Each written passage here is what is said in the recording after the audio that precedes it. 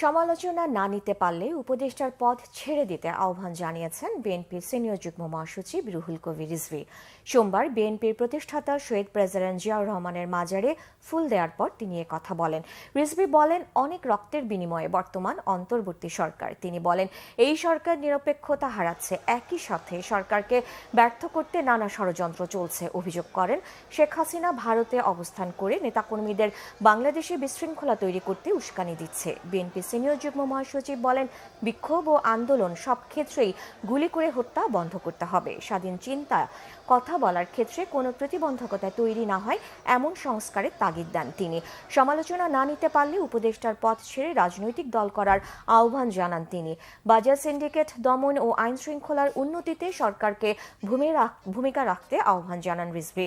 অন্তর্বর্তী সরকারকে দ্রুত নির্বাচনের রোড ম্যাপ দেওয়ার আহ্বানও জানান বিএনপি সিনিয়র যুগ্ম মহাসচিব।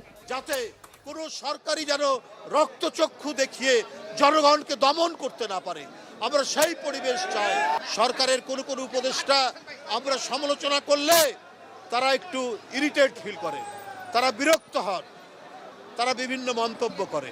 তাহলে অন্তর্বর্তীকালীন সরকার কেন আপনারা উপদেষ্টার পদ থেকে ছেড়ে দিয়ে রাজনৈতিক দল করেন? কারণ গণতন্ত্রে বিরোধী দল কথা বলবে, সমালোচনা করবে এবং এই সমালোচনার মধ্যে দিয়ে সরকার তিনি তার সংশোধন হবে। অন্তর্বর্তীকালীন সরকার ডক্টর ইউনূস সাহেবের সরকারকে আপনার নির্বাচনী রোডম্যাপ এবং নির্বাচনের ডেডলাইন এটা দিতে হবে, যে জনগণ মনে করবে যে আমরা 16 বছর যেটা বঞ্চিত হয়েছি, 17 বছর যেটা বঞ্চিত হয়েছি, সেই বঞ্চনার দুঃস্বপ্ন যেন তাদের দূর হয়।